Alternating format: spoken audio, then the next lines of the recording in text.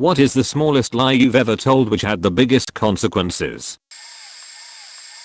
My girlfriend and I used to buy milk at the 7-Eleven across the street from our apt because for whatever reason their gallons of 1% were always $1 cheaper than the grocery store. Reza, the young Middle Eastern guy who managed the store, got to know us fairly well, in that we would always greet each other, and occasionally, if he saw their stocks of 1% gallons running low, he would store one in the back for us, because he knew we would always come in at like 2 p.m. every Sunday for milk. Really nice guy. The week before we took a vacation, the girlfriend was studying her ass off for her exam, so I did the grocery shopping alone. Because we were leaving midweek for our trip, I only bought a half gallon of milk. Of faking course, Reza assumes the worst. He assumes that we're broken up. He asked where she was, and I just kind of grumbled, ready to launch into explaining how her test was tomorrow and whatnot. But before I could, he just launched into this whole big apology, like he didn't realize, and how he just got divorced and how he misses her every day. I just didn't have the heart to tell him that she was just busy today and that we were leaving for the week, so I just went with it. I didn't want my girlfriend to think I was a sheetbird, so I neglected to tell her when I got home.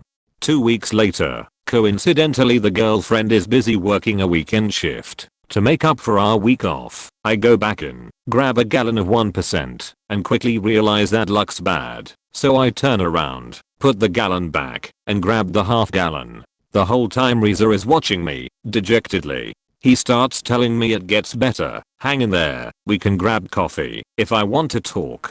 I politely decline, and quickly realize this lie is going to spiral out of control real fast. I think I told the girlfriend that they were out of gallons and Reza didn't save us one this week. In the ensuing weeks, I proceeded to make all efforts to buy milk when the girlfriend wasn't around. She still didn't know. I decided to start working out, so I was able to justify to Reza the purchase of a gallon of 1%. We would normally chat for a few minutes and we would ask each other how things were, and we would both give vague answers and wish each other well and be on our way. Eventually, one day the girlfriend goes to 7-Eleven on her own when I wasn't around. I guess Reza helped her, made small talk, but was definitely weird towards her. She texts me about it, and at this point I knew the jig was up, and I had to come clean. When I get home I explain everything to her, and she laughs, calls me an idiot, but at the same time thought it was cute for me to keep up the facade and commiserate with Reza, who was clearly dealing with some of his own issues. She decided that we needed to stage a reunion. So the following Sunday, we waltzed in, arm in arm, looking cheery. We could feel his eyes following us around the room. I made eye contact with him once or twice. He was trying desperately and failing to hold back the biggest knowing grin I've ever seen. Finally we go to check out, and he starts wringing his hands and finally bursts out about he was rooting for us and how happy he was that we worked it out. The look of excitement and happiness on Reza's face was probably one of the most uplifting moments I've ever had. He told us repeatedly how we give him hope and how not the whole world is evil. Holy crap. Glad we could help you, Reza. Sorry I lied about the milk. Edit. Jig. I got it, people. Also thank you for the golden shower. Once when I was around 6 or 7 my mom brought home some delicious chocolate and gave some to me. I loved the stuff and stole the bar that she had saved for my stepdad. He comes home and my mom can't find the chocolate. She asks me what happened to it. I blame the Duncan, our dog, knowing that he often eats things off the counter. I didn't know at the time that chocolate was toxic for dogs. My mom goes terribly pale and rushes Duncan to the vet, and he has to throw up. I felt terrible about this as I thought it was because he stole the chocolate and was some form of punishment. The next day she brings home more chocolate. Nobody told me that it was for Duncan's own good that he was taken to the vet. So feeling bad for doing this to Duncan, I give him my chocolate this time thinking he deserved it after taking one for the team last time. Later that night my mom asks me how the chocolate was. This time I decided to tell the full truth and explained that I gave the chocolate to Duncan this time as I felt bad for getting him in trouble the first time. So another late night trip to the vet, and I finally was told that chocolate is toxic for dogs. Duncan was fine in the end, and for the rest of his life I snuck him meat and other things that would not kill him. Now the twist is that the very expensive vet strips cost a lot of money, which prompted my mom to take a look at our expenses. She found that the then stepdad was hiding an affair and then got a divorce. TLDR, I lied about our dog almost dying, then almost killed him on accident, causing my mom to get divorced. Edit, sweet, gold. Also yeah, the chocolate probably wouldn't have killed the Duncan, but we didn't want to risk it. Once when I was really young, maybe 6 or 7, my family was out for pizza, and I told them, when I was off alone, that a man had asked me to come out to his van for candy. I have no idea why I did it. I'm sure I was just parroting something I heard in one of those stranger danger videos, but I threw it out there thinking people would be impressed I said no or something. Well, all of a sudden there are police everywhere. The whole pizza place is basically evacuated. The police are grilling me about what he looked like, and I'm making up a description on the spot. Something like blonde hair, green plaid shirt, etc. Well, a few minutes later the police come out with a guy who looks exactly like the description I gave, and I quickly told them that it wasn't him. Thank God I didn't ruin that poor man's life. After all that, I thought it was done, but I got so many cards and balloons and toys from relatives, family, friends, teachers. There was a writ up in the local newspaper, etc. It blew up into this huge deal.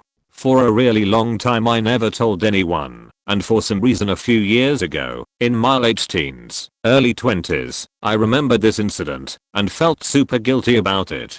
So I called my mom out of the blue to explain that I made it all up. I'll still never forget her reaction. Huh. That's a weird thing to lie about. Edit. Oh good. My top post is about a horrible lie I told. Of course. When I was 7 or 8, my friend and I were playing underneath a deck. They had a rickety pool ladder that was meant to let you get into their above ground pool. We were just chilling, playing with invisible dogs or some shit, when we looked up and noticed some twigs sticking out from the rafters on the underside of the deck. The big red animal light started flashing in our heads, and she held the ladder still while I climbed up it. We found a robin's nest with 4 eggs in it, and I can still remember to this day what they looked like. I've always liked the color. Being little and stupid, we pulled the nest down and went to go show my mom. My mom opened the door, saw the nest, and immediately said, "Where did you guys get this?" Being little and stupid, I immediately said, "We found it on the ground near the pool." My mom was angry, but I didn't understand why. She said something about the mama bird not wanting the eggs anymore and called my dad down. He looked annoyed, but took the nest from us and walked down the driveway, across the street, and stood under the deck asking us where we found it. Sticking to our story, we showed him the ground underneath the rafters. There. So he grabs the pool ladder and starts to climb up, and I don't really remember this part at all. But what I do know is the ladder broke. He fell, and everything else that happened is just kind of gone from my head. What I do know is this: he absolutely shattered his ankle. He had to be out of work for a long time, had surgeries, and on top of it all, the accident forced him to leave the rescue squad he had been a part of since like college. The rescue squad that is the only reason he ever met my mother. He says he left because of my little brother being a year or 2 before, but I'm like 90% sure that was not it. 3 of the eggs broke, and I can still see them shattered on the patio ground. Maybe it's not a big deal to anyone else here, but I literally still feel guilty about it, and it was close to 2 decades ago. I made my dad give up his literally life-saving pastime, caused him recurring pain for the rest of his life, all because I couldn't keep my hands off of a damn bird's nest. I hope this doesn't get buried, because boy do I have an answer for this one. Throw away because I don't want to deal with this cropping up again, as I'm sure it might. I know you're out there, Ms. M. When I was in elementary school, so probably like 10 years old at the time, I had this friend. CC was that small pale frail kid with glasses. I think everyone knows the type. No matter what physical activity this kid did, he would inevitably end up injured in some horrific way. That is, twisted ankle, bruised leg, and would wind up on the ground writhing in pain. If his mother was in eyesight when this happened, which was basically any time we weren't at school, she would rush over to scoop him up and drive him to the closest hospital without hesitation. We will call this helicopter woman Ms. M. Now me and C were good friends and had been since the first grade. I'd often go over to his house and he to mine. One thing to note was that looking back, I'm pretty sure Ms. M was a hoarder. Just loads of crap piled up everywhere. Could barely see the floor in her bedroom. It was nuts. Anyway, one year C had a birthday party at his house, and he invited myself and a few other close friends to a sleepover. I guess this must have taken place in 2003 or 2004, because for his birthday, Ms. M bought C a Gamma Boy SP. He quickly opened it, and we spent the next 3 hours huddled around C as he played whatever game came with the system. But eventually, we decided to take advantage of the last few hours of daylight outside, and went to play in the backyard. All except T, a mutual friend of C and I's. He insisted on staying inside and playing, which we let him do for a while. Eventually we needed another player for football, so we went inside to grab T. After a few minutes of arguing, I managed to snatch the Gamma Boy from T and told him I was going to hide it, so he might as well go outside. He did, and I put the Gamma Boy under a recliner in the living room. Well, at some point that night, somebody sat in the recliner, and the frame of the chair ended up cracking the screen of the Gamma Boy. Well, T knew I hid it somewhere, so the blame inevitably shifted onto me. But I didn't want to get in trouble, so I adopted the Bill Clinton defense. Deny, deny, deny. Ms. M ended up calling my mother to pick me up, and they had a huge argument while I was sitting in the car. My mom told me not to talk to C or Ms. M anymore, and that was that. I saw C at school every day, but we just sort of avoided each other. Anytime I saw Ms. M, I got a sinking feeling in my stomach, which sucked, because she seemed to be at school constantly after that. Whatever, life goes on. But wait. There's more. Fast forward a few years, and Ms. M ends up bringing my family to court, claiming 75 cents a day in damages for the broken Gamma Boy SP. She had waited as long as she possibly could before the statute of limitations prevented a lawsuit. I think in total she was asking for close to $1,000. This was so far into the future, I hadn't seen C for probably 4 or 5 years. He transferred schools not long after the incident, but he looked exactly the same at the trial as he did back then. Anyway, we have our day in court and we wait in the courtroom for hours until our case is called. We walk up to the bench, the judge takes a look at the case, and tells C and I to stand right in front of her. She leans over the bench and said something to the effect of, "I'm glad that your parents have brought you in today, because I'm about to teach you both a lesson. Turning to the court to resolve an issue about a broken toy is the most ridiculous thing I've heard in weeks. Deciding to brood on an issue for years in order to profit as much as possible from a fellow man is not a decision worthy of you young men. I hope that after today, you will have a greater understanding of what the judicial system is here for, and that it isn't at all to get back at someone." Case dismissed. She also had a few choice words for both of our parents, but I don't remember exactly what they were. Sorry folks. Thanks for reading. TLDR, accidentally had a part in breaking a friend's Gamma Boy SP, made like Bill Clinton, and denied that sheet. Got sued 6 years later. 2/10 wouldn't do again.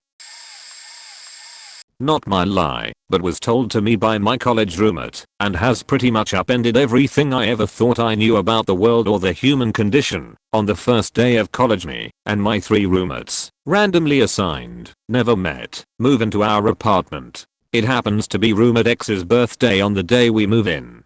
He casually mentions that he just turned 18. We wish him a happy birthday. Nothing out of the ordinary, right? Wrong. Fast forward to 3 years later, exactly 3 years to the day. We take roommate X out for dinner on what should be his 21st birthday, obviously intending to pour drinks down his throat until he can't remember his name.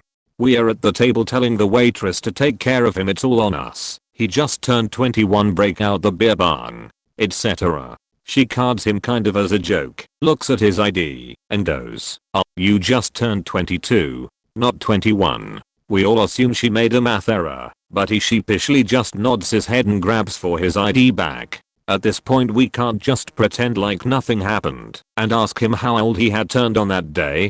He looks around, like he's looking for an escape route, and eventually says 21. I'm skeptical at this point, so I ask to see his ID.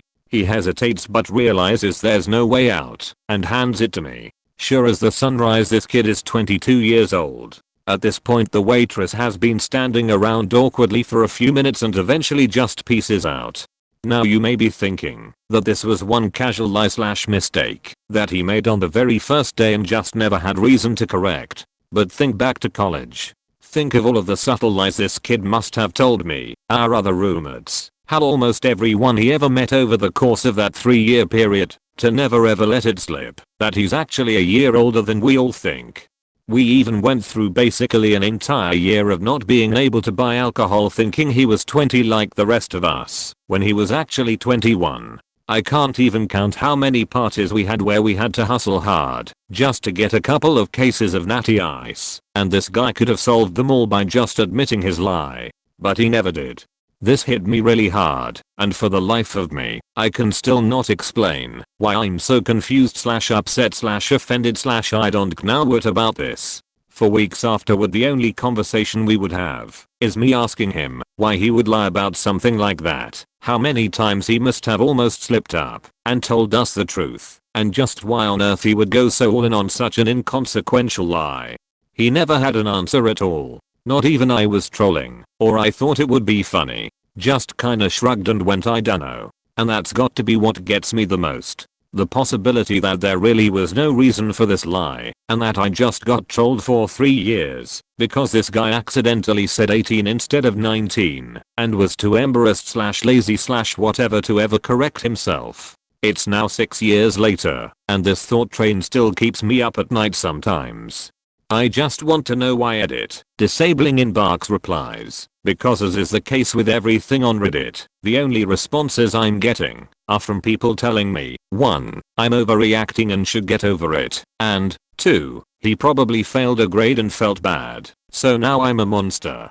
Well, 1. It's called hyperbole, try reading a book sometime, and 2. He definitely did not fail a grade. It's pretty much mathematically impossible to fail a grade in the state of FL and still end up starting college when you are about to turn 19. Move along trolls, nothing to see here. Oh my god, this event just hit me like a sack of bricks. Gather around folks, it's story time. So it was my senior year of high school, and I was in the forensic science class. We were getting closer to the midterms and one kid, his name was Nathan, was trying to steal a triple beam balance so he can measure his drugs. He was able to fit this faker into his backpack. The end of class, the teacher notices there is one of these scales missing. In a classroom environment, these are okay to have. Apparently, outside of a classroom, they are considered drug paraphernalia. I'm going to leave the room for 2 minutes. If it appears, then we will just call it a day and everyone can leave. My teacher says. She leaves, and everyone turns to Nathan, because it was obvious that he did it. Instead of putting it back to where it was supposed to be, he puts it under my chair. Can you just say you found it here? I agree. Big mistake. The teacher comes in and states that she doesn't see it. The principal is with her too. Where is it? She asks. The entire room looks at me now. I found it here, under my chair. The teacher looks astonished, because for my metalhead looks back in the day, I was a pretty well behaved kid. So I'm taken out to the hallway and the principal, before she even said a word I go I didn't do it. Nathan did.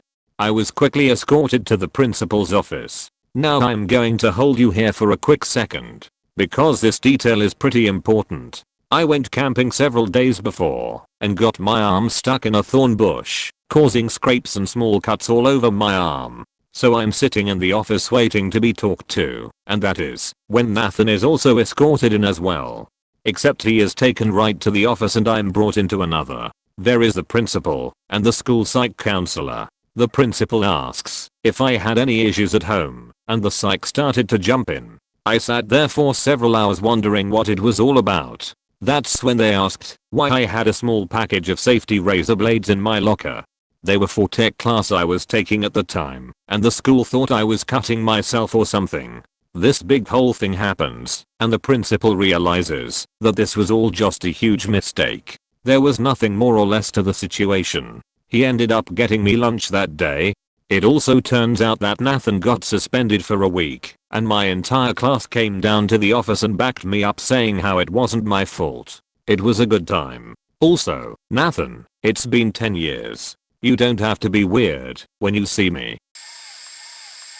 So when I was in college I played on one of the university's athletic teams. Some background for those that haven't been around college athletics. On away trips you are given a visiting team locker room to change and shower in after your practices and the game. Most of the time they try and put the visiting team some distance away from the opposing home team.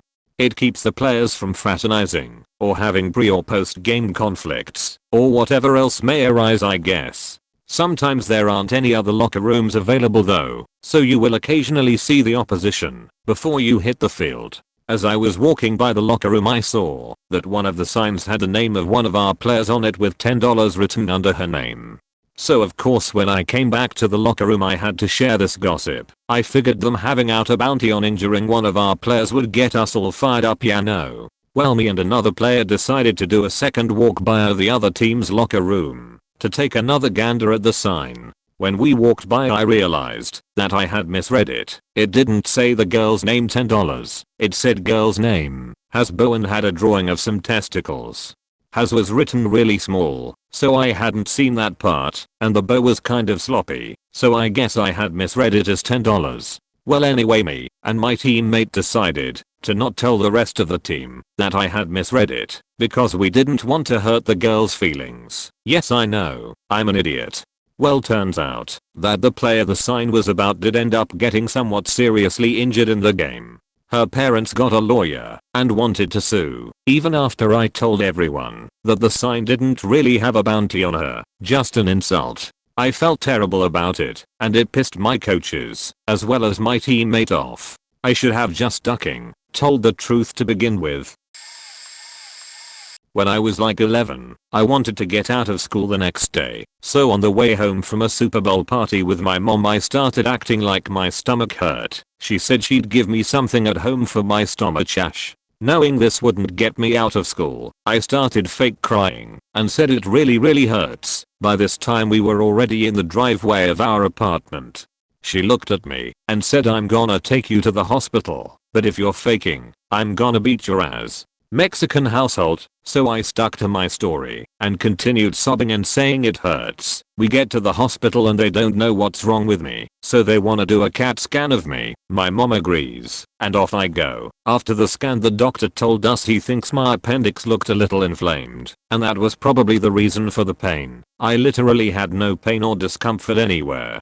And that they wanted to remove it, which means surgery. My heart sank at the news, but I knew I couldn't confess now, I was too deep. So they schedule the surgery for the next morning. The morning comes, and about half my family is there for support and prayer. I'm super faking nervous at this point, so when the nurse gave me a shot on my butt cheek I accidentally tensed up and felt one of the worst pains of my life.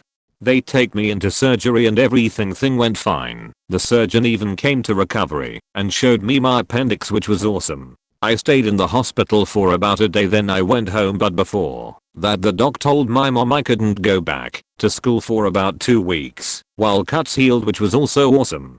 Even better, my church Royal Ranger group visited me at my house and brought me this big basket filled with snacks and candy. It was the best 2 weeks of my life. My mom made my brother get me what I wanted cause she didn't want me moving around. I just played video games the entire 2 weeks. Then I had to go back to school. I'm 23 now and have not told a soul I was faking being sick. I like to think of it as one of my greatest achievements. The end. Sorry ma.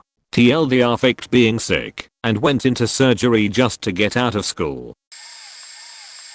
I'm late, but I really need to get this off of my chest. I was about 12 years old when we had grandparents' day at my school. And I don't know about you guys, but I was completely disinterested in my family until basically it was too late to start caring. So even though I knew my grandparents came to have lunch with me that day, I decided I would have rather go outside and play with my friends who didn't have their grandparents there.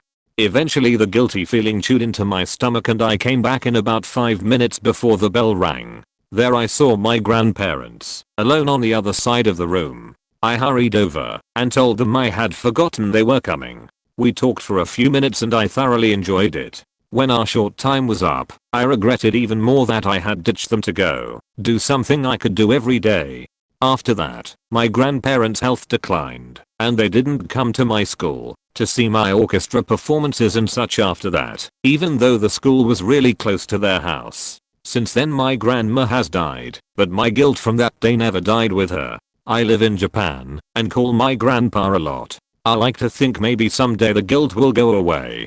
But when I think about it, I still get worked up enough to start crying over it. I know I was just a stupid kid, but I knew better and acted like a selfish child anyway. I hate that about me, and I think this experience is one of the many that fuels my guilt. When I do something I'm not supposed to, it makes me feel so guilty I've never told anyone. So thanks for reading, I guess.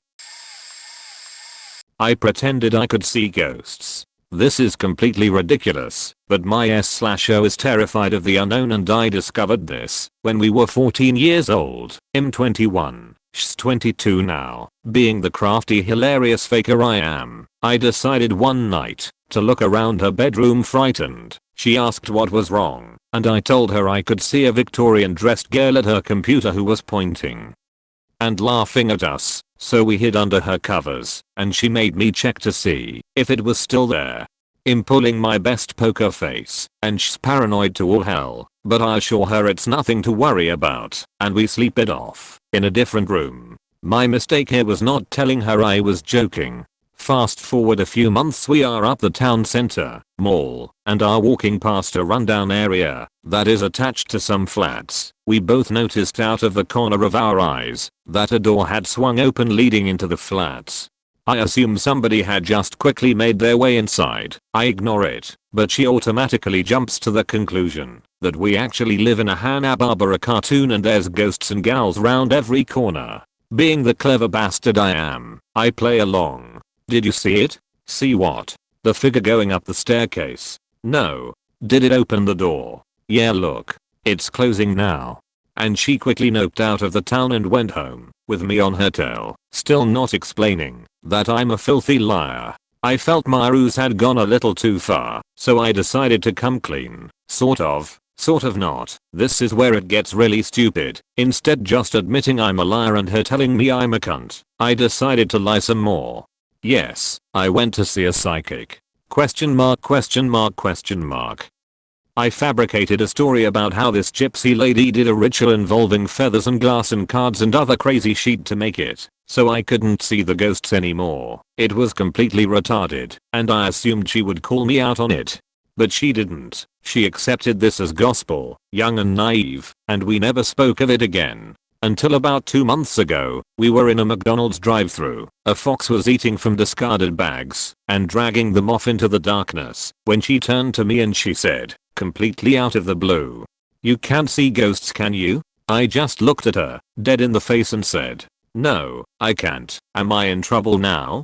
I'm an asshole, a prick, a liar, a dickhead, a knob, a wankir, a fuckwit, ass bandit, cunt. Lovely British words, and I laughed and laughed, which wound her up more and more until she had got it out of her system, and then she laughed with me and we drove home.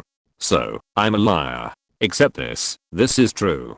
TLDR, ghosts are too spooky for me, girlfriend, but they're all lies. Gypsies don't cure spectritis and you only get away with bullshit for so long. I'm sorry, Baba.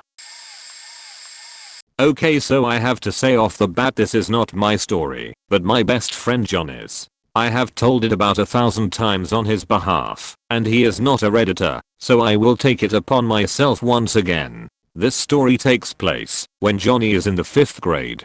Johnny is 75% Italian, and for whatever reason he already had the notion in his head that as an Italian stallion he has been graced with a large cork, and he wasn't afraid to brag about it even at the young age of whatever age you are in 5th grade. A girl in class ends up challenging him that he doesn't have the raging forearm of a business that he is claiming to have. Johnny willingly goes on to prove her wrong in the middle of science class, where another girl spots the whole debacle. This girl goes home and tells her mother of Johnny exposing himself in the middle of 4th period. Might I add, this is all taking place at a private Catholic middle school in South Florida. One thing leads to another and Johnny gets expelled from the school. Upon expulsion, Johnny's dad asks him if he did in fact expose himself. Johnny assures him that it never happened. Johnny's dad is then convinced that the principal and teacher had it out to expel his son from the get-go. He then hires the Broward County Sheriff to conduct a lie detector test on his son to prove to the Archdiocese of Miami that the principal is out of control and needs to be terminated. The test is then scheduled a few months later. In the next few months, Johnny researches how to beat a lie detector test, everything from heart rate, sweat, etc. Within this time, Johnny does his best to convince himself that he never exposed himself. As his best friend, I remember hearing him deny the act and then swearing to me that he never did it. Sure enough, 5th grade Johnny ends up passing the lie detector test, and the very next year the principal was terminated. When I was 17, there was a group of guys in high school who liked to go paintballing all the time. One day I was sitting near them at lunch when they asked me if I ever have been paintballing. Not wanting to seem like the odd one out, I said yeah, I go all the time. So these guys are super excited and start asking me questions like, what gun do you use? What paintballs you shoot with? And where do you go to play? My best response was, I guess you guys will have to wait and find out. They start making plans to go that weekend and invite me. Fuck, was my mental thought. I had no gun, no gear, and no experience whatsoever. I went and spent close to $600 on all the stuff I thought I needed. All my busboy money which I had been saving. When the day finally came, I did my best to look like I knew what I was doing. Anyways, cut to us playing on the field. It was 5v4. I was in a building which they had to capture to win. We were the team with 4. We start going, and my team is doing great. We, obviously not me, take out one of their guys in the first minute. Then my guys started dropping like flies. In 5 minutes I was all alone against 4 guys. You may not believe what happens next, but it really did happen. I shot myself in the faking leg. They all thought I had just been hit by one of their guys, and so I went with it. All in all, I learned to love the sport, even though I only continued for another year. TLDR, acted like I knew how to play paintball, bought lots of stuff to play, shot self in leg during first game. This is a story of a bunch of small lies. A few years back, my company was having a small pizza party in our large conference room. We were joking and laughing. At one point, everyone was laughing at the same thing, and at that moment Phil walked in. Immediately curious, he asked, "So, what's everyone laughing about?" Lie #1, I said. "Oh, we were just going around the room telling our most embarrassing stories, and Rita over there just told us of her mayonnaise accident. And, let's see, I guess that's everyone, so I guess it's your turn, Phil." Now, I say crap like this all the time, but Phil was new to the company, so didn't know it. But the shocking part was that no one in this room of 20 people called me out on what I said. In fact, everyone turned toward Phil wanting to hear his story. So Phil starts to tell what is a simple story at its heart, but tells it well, dragging it out over 5 minutes or more. Essentially, at his last job, he felt that he needed a day off, but he didn't want to use his vacation time. So, lie #2, he called in bereaved, saying that his grandmother had died. He takes the time off, but hears from his mother a few days later. It turns out that his boss had sent flowers and a condolence card to his mother, as well as making a donation to a charity in the grandmother's name. The boss also called the mother to express his condolences. The mother, realizing something was up of her son's doing, lie #3, just went along with the whole thing. But she chastised her son, since the boss was so overly nice. And Phil explained how he's always felt so guilty over that lie, and that he has never told anyone else about it until now. At this point, the room was fairly quiet, since he was kinda emotional about it. I then felt that I had to come clean, and did say that I was just pranking him about us sharing our embarrassing stories, but thanked him for sharing his.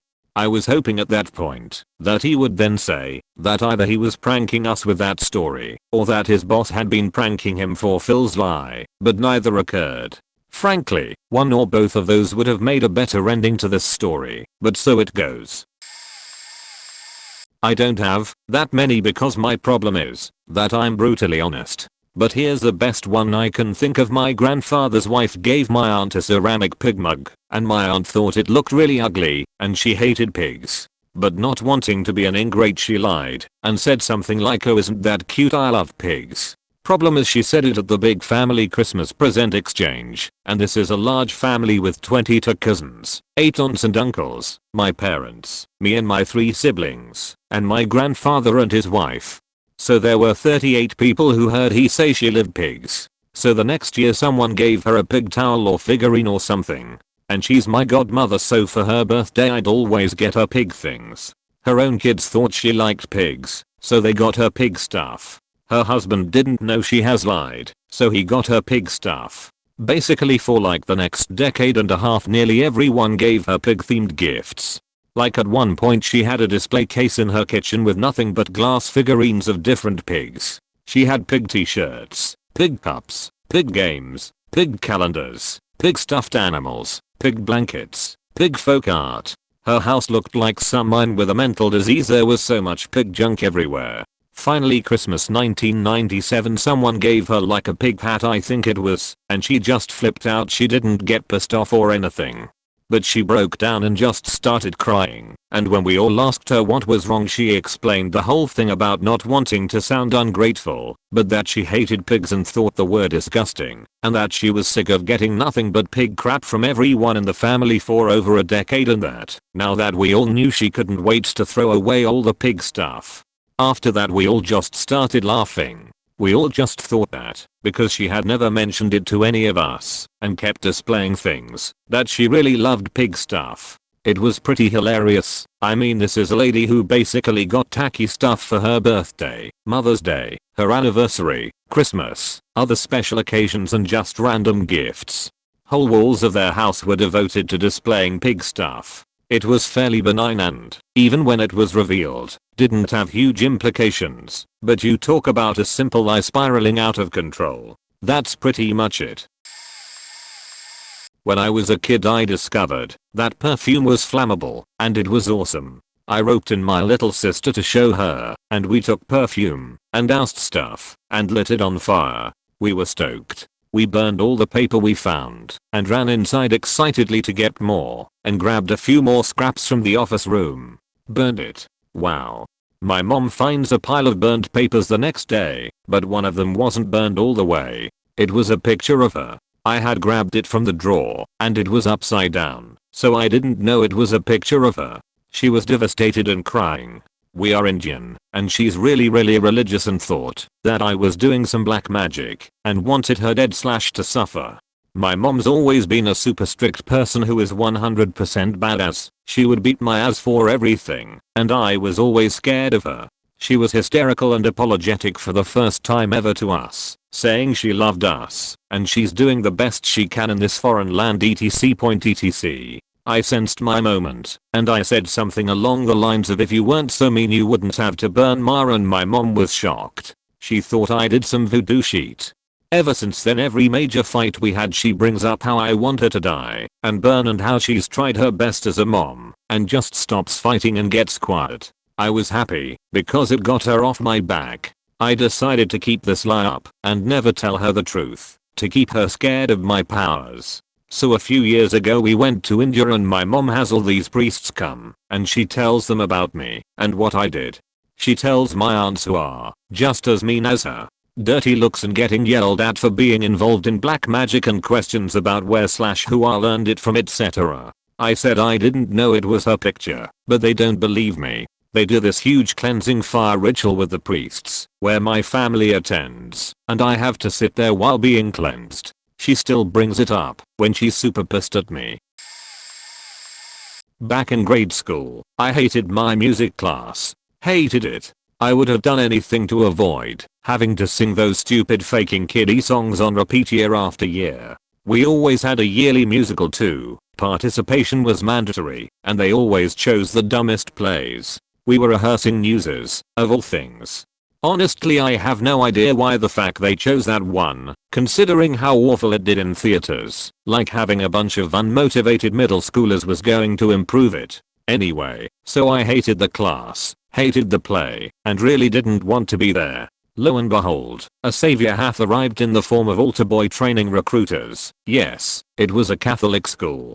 They were just going around collecting those who had signed up previously, but I figured I could do the quick training thing in lieu of singing, because being an altar boy seemed a hell of a lot better than singing that Muses tribe. So I jumped up and said, "Oh yeah, the training, gotta go," and left the class. I wasn't the only one who faked the Signuptadage class either. Worked like a charm, until I realized I needed to maintain the act. Now I was officially signed up as an altar boy, and training was on Saturday fac. Now, I'm sure some of you are guessing where this is going, being a Catholic altar boy and all, but the real conclusion is much less dramatic. By complete coincidence, I ended up being really sick that weekend and couldn't attend. Legit sick too. No self-respecting grade schooler wastes a good sick day on anything other than a school day. I actually puked in the church parking lot. That's how close I was. The only other day I could have gotten the training happened to be when I was on vacation, so I got out of that music class mostly scot-free. TLDR hated music class, would have done anything to get out of it, temporarily became altar boy, then had to maintain the act, got out of it anyway due to coincidence. Unrelated note, that was the same play I conveniently never told my parents about. Almost got out of going completely, if not for my friend's mother calling the night of the play asking about carpooling. Got grounded for a week for that one. So close. One time in college, while applying for my first corporate internship, I put fluent in Spanish on my resume when I was really just proficient. The job had nothing to do with speaking Spanish, so I never thought they would more than glance over that piece of it, let alone ask me about it in an interview. Anyway, I get into the interview, and the woman conducting it introduces herself. I had already received several job offers, and I'm an ace at interviews, so I was thinking I had this in the bag. But then she motions behind me. I turn around to notice there is another woman in the room sitting behind me. "I'd also like to introduce you to my colleague, who will be helping conduct the interview. Mucho gusto, me llamo Mariah," the second woman tells me. A bit confused, I shook her hand and replied UHH, mucho gusto. The first lady then tells me, "I noticed you were bilingual on your resume, and we have an opening in our international business department, so Mariah will be conducting the interview in Spanish." Fac. So Mariah just started going off in Espanol. Full speed, no mercy. I hadn't spoken a word of Spanish since high school 3 years earlier. What little I remembered I couldn't even process, since I was caught so off guard. I literally just stared there with my mouth open while nodding and adding the occasional C. She went on for about 10 minutes before she caught on that I had no idea what she was saying. To this day, that was the only job I've ever interviewed for I didn't receive an offer for. One night I snuck out to backyard to smoke some weed while my mom was watching TV and my dad was out. After a few hits I heard some footsteps by the front of my house. So I stuck my head through the alley next to my house to see if his car was parked, and sure enough it was him. Only a second after I stick my head out in the alley I then see him walking towards me. I go back and start panicking, already stoned at this point. I'm hearing him yell hello?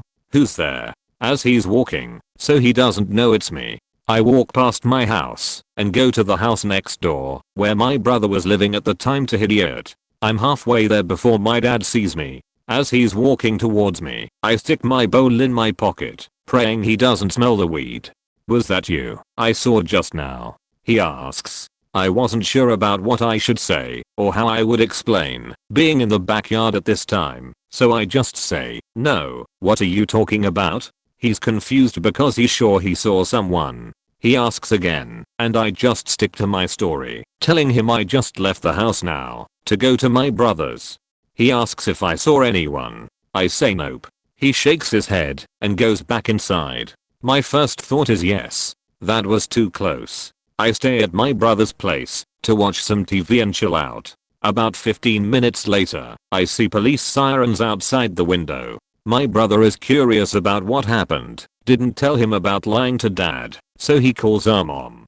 After he's done talking with her, he tells me dad called the cops because he saw someone suspicious in the backyard. I'm sinking into my seat at this point hoping all of this will pass soon. My dad walks the cops through the backyard trying to find any sign of an intruder or someone trying to break in. The cops then go door to door asking if they saw anyone suspicious. At this point the whole neighborhood is in a frenzy looking for this mysterious man that tried breaking into our house and wondering if they'll be next. An hour passes and the cops decide to give up. They don't find anything, so they tell my dad to keep a lookout and call them if he sees anything.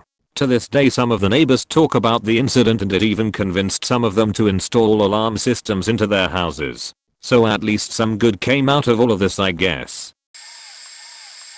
I'm Greek, and during Greek Easter there's this traditional disgusting soup that you're supposed to eat. It's neon green and is literally made of lamb and fish guts and lemon juice. It's absolutely vile. I used to dread Greek Easter every year solely because of this soup.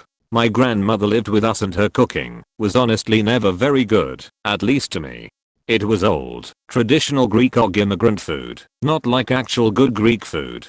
Like boiled chicken soaked in olive oil, or an entire fish floating in oil sauce with 2 million bones and scales embedded in every bite. But this soup was the absolute worst. I hated it. It was the only time of year I was forced to eat my grandmother's cooking, and even that was too much for me. But I had no choice. This much was made clear to me by my parents. So one year I figured the minute the soup would come, I'd just shovel it down as fast as possible, and try not to chew or taste anything. Just hold my nose and chug it. What happened is that my grandmother thought this meant I loved the soup, and even though it's only supposed to be had at Easter, started making me huge batches of it every week, and would stand there and watch me eat it. It was torture. This stuff made me gag, and more than once I would vomit into my own mouth and have to swallow it because I didn't want to offend her. I developed a chronic sore throat from bile burns and chugging lava hot soup. For months and months I had to endure this until eventually my grandmother's health got worse and she had to move out. I probably haven't had to eat this soup in maybe 10 years now. It's funny. She passed away a few years ago and I was never a fan of her cooking, but a part of me kind of misses it sometimes at family functions. Feels like something is missing. I've always been scared someone might find out, so here's a throwaway story that is a little bit serious and about Born. We got internet access when I was 10, circa early 2000s. I was a curious kid, so when someone said Born is bad, don't look at it, I of course looked for it, usually sneaking on at night. I searched, fruitlessly, for examples beyond the splash pages that blared, "Get your free trial today, special offer now, enter credit card info." In huge obnoxious font over equally obnoxious pictures of unattractive women with giant fake looking breasts and men with incredibly large penises that stuck out at weird angles. The pop-up advertisements that ensued were for everything under the sun, gay friendly, farm born, etc. I searched for free Born in an attempt to figure out what this was about in as many ways as possible. Farm Born seemed like a joke, because seriously who would do that? So I searched for free Farm Born. I found out about hentai and searched for that, discovering that it was not the kind of anime I watched on TV. Searching for other words I didn't understand like masturbation resulted in way too many, in retrospect, kind of creepy blogs that were mostly thinly disguised advertisements for sex hotlines, and occasionally cautionary pages warning teenage boys not to stick their junk in vacuum cleaners. I tried downloading videos that never seemed to open, and finally gave up. During this time, however, I did not search for things like how to clear history or how to delete cookies, as I did not know those existed. I also did not know that some of my downloads were in fact putting viruses on the family desktop, and that the files with names like Big TITZ were often sitting in the recent downloads folder for anyone to see. Once I figured that out, I stopped downloading things, but checked obsessively to make sure they were all gone. One day, the recent downloads folder showed something like "Schoolgirl in Black Tights Gets a Surprise." I thought, I don't remember downloading that, or even looking up anything about schoolgirls. Being a schoolgirl myself, that would have been too weird. Not thinking, I called my mom over and said there's something weird on the computer. She looked at it and quietly said, "I'll ask your father to fix it later." When I checked again, the files weren't there. Another day, my mom called me over to the computer. She was typing something into the search box and with a funny expression asked me about a page she found on there, Sakura something or other, which turns out to be one of the hentai pages. "Do you know anything about this?" she said quietly. I panic. I lie. "Oh, it was a total mistake. I was searching for something and thought that was something else, so I clicked on it. I wasn't looking for that." "You don't think I'd search for porn, do you, Mom?" I quickly ran to get my card captor Sakura tapes. This is the Sakura stuff I'm into.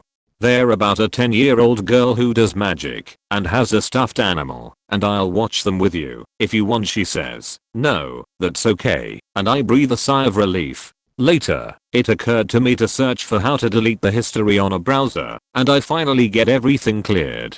I decided that porn is overrated and also expensive and mostly dumb. Eventually we got another computer because my dad's job required him to be online a lot, and I threw little kid fits about not being able to play games when I wanted to. I stopped throwing fits when I was older and noticed that my parents had enough to deal with without me fussing. They were fighting all of the time, it seemed. I never understood where it came from, but it got worse and worse.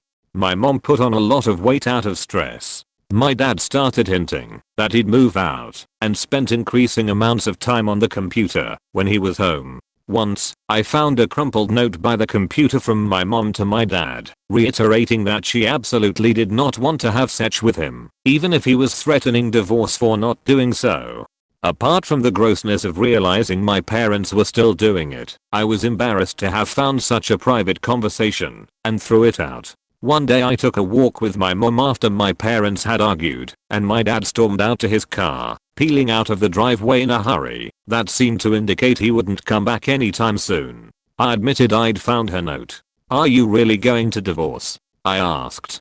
"I don't know," she said. She told me how things had always been rough, but that they were worse when he started spending more time on the internet, and she found out he was looking at porn. He got into some really weird things. Unhealthy. It was too crazy. "You were just a kid." I remembered the files I'd asked her about once.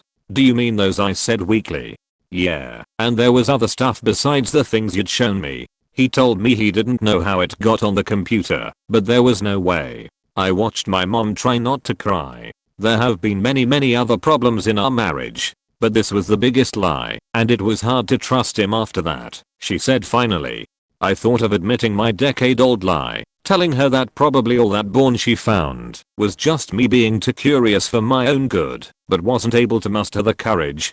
Besides, what if some of it was actually something my dad did download? I didn't even want to think of him watching porn about schoolgirls, even if they weren't actually close to my age.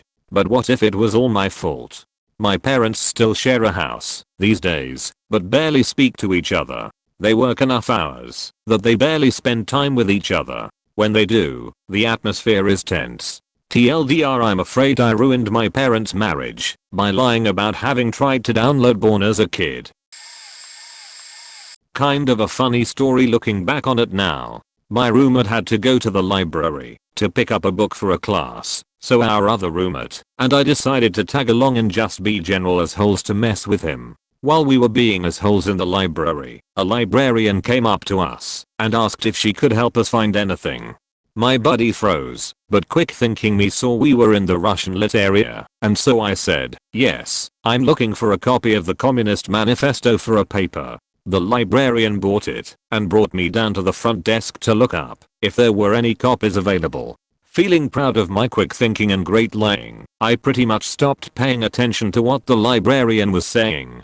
She asked me a question and I replied yes, not thinking anything of it. Then the question registered in my head. "You meant you want a copy of Mein Kampf, correct?" I panicked a little when she told me she would look for a copy, but if I wanted to look for myself, I could check in this room. I walked into the room and found my two roommates and told them we had to leave the library because the librarian was getting me a copy of Mein Kampf. After they finished laughing at me, they agreed to leave.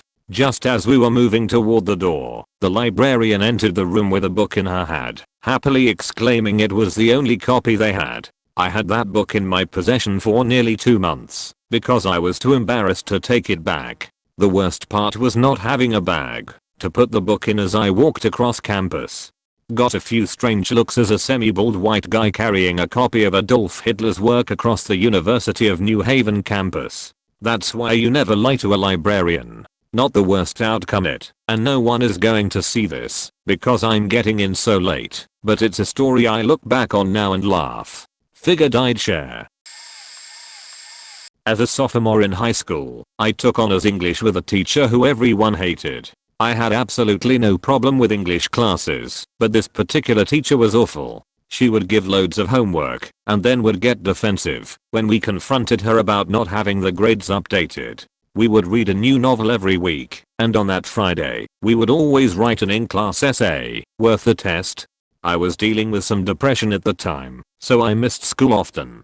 There was a Thursday I missed, and when I came back to school on Friday, we had a sub, but we still had to write the in-class essay. I really didn't feel like writing the essay, so I slept for an hour and a half while my classmates were writing. One of my other classmates that sat at my table also hadn't been in class the day before, so he also didn't write the essay. On Monday when my teacher came back, she confronted my classmate and I because she hadn't received our essays. This teacher is known to be a mess and is really disorganized. I took advantage of this. I turned it on her and demanded to know how she could be so irresponsible as to lose not one essay, but two. I made her feel so bad. She broke down and said that a similar incident had happened at the school she had previously worked at, and it got her fired. She made everyone search in their stuff to see if they had somehow accidentally taken it. They obviously weren't found, since we didn't even write them. She then called the sub to check if she had taken them and cleaned her entire room, but after dragging it out for 2 weeks, she eventually surrendered and admitted to losing our essays. My classmate and I got full credit for our essays. I'm a senior now, and this teacher and I have grown very close. She's written me a significant number of recommendations for clubs and even wrote me one for my top university, which I got into. I've even babysat her kids. When I was 15, some dorky kid named Robbie's dad bought him fireworks. He bought them for Robbie because Robbie didn't fit in, and he was always buying him things like dirt bikes, cool clothes and fireworks to help him fit in. Now, let me just add that Robbie was 12, the same age as my little brother. I was taking Mickey, my little brother, around trick-or-treating because my lazy divorced dad was too high to get off of the couch to take him. We didn't have costumes. I believe he just got white face paint for $1 at the dollar store and made himself into a skeleton by just drawing on his face. We didn't care. So me, Robbie, Mickey and another kid just wound up trick-or-treating, and I ended up watching these kids because all of our parents were such deadbeats. Robbie's dad just gave a 12-year-old a backpack full of fireworks and a Mickey of Fireball and literally told him to go have fun. 11 PM rolls around and we are finished collecting candy. There are no more kids in the streets. It was a Halloween on a weekday, so everyone was basically in bed. I told the kids that I was tired and it was time to go home. We were walking through this small park. I was ahead of them a little bit, and all of a sudden I heard someone yell, "Watch out." I turned around to see Des holding 2 Roman candles in his hands as they shot through the air in this park. He was waving them around, shooting them all over the place. I had no knowledge up to this point of any fireworks. All of a sudden, the one firework explodes from the bottom, and the Roman candle shoots a fireball at his feet. He then drops both of the Roman candles to the ground and bolts. The Roman candles begin spinning around and shooting like a Russian roulette spin the bottle. I'm ducked behind a tree, yelling at these stupid kids, when I hear, "Oh my god." The tree. The goddamned hedges behind me are engulfed in flames. Within 10 seconds the flames are 8 feet high and sweeping this park from one side of the hedges to the other. We run. This park is on fire. The whole park engulfed in flames.